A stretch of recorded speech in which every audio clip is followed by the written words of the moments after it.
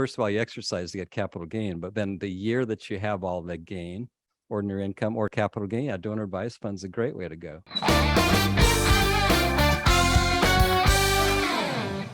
From Greg, he goes, love your show. Could you spitball tax planning for a potential IPO in the next 12 to 24 months? I know that you can't ever count on IPO timing, particularly in this market, but the exercise seems valuable in order to start preparing now. Married, finally jointly, 3 kids, mid-30s, charitably inclined.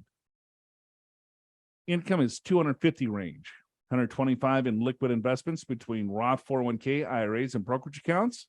It's light, but I only got started 2 years ago. Well, there's the excuse on the end there. You just got to throw that disclaimer in, don't you? Right. The IPO will possibly generate between 350 and 1.5 million gross between stock options and RSUs. And I've already exercised in holding about 30% of the stock options. Plan to continue to exercise options each year while avoiding AMT in order to have more favorable tax treatment on those shares. Also consider creating a donor advised fund for charitable contributions in the year of the IPO. What actions would you take now, during, and the year following an IPO liquidity event? So he's going to have a tax event, and he's thinking about ways to shield some of that. To minimize it. And so there's 2 kinds of stock options. There's incentive stock options. There's non-qualifying options.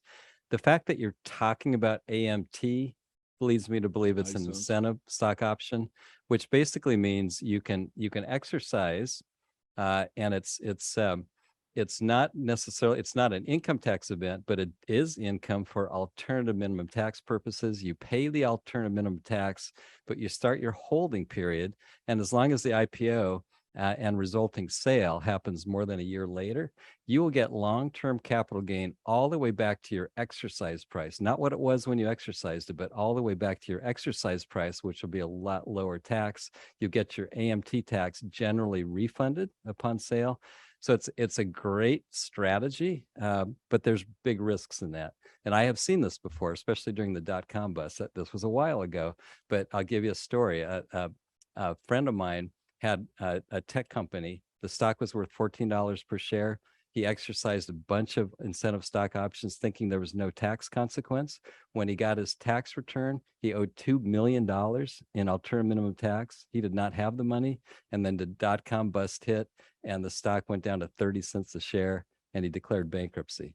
So that's a pretty extreme example, but that's the risk is when you exercise and pay the alternative minimum tax, make sure you've got, make sure you're okay financially in case the stock goes down a lot more than you expected.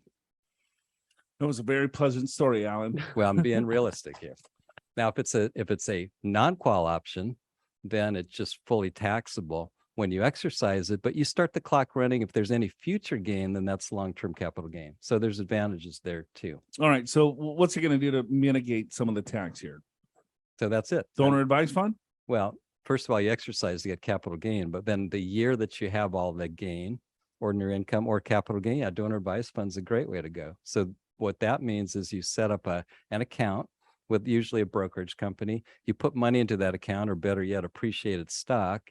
And then whatever the stock is worth when you donate it is the amount of your deduction.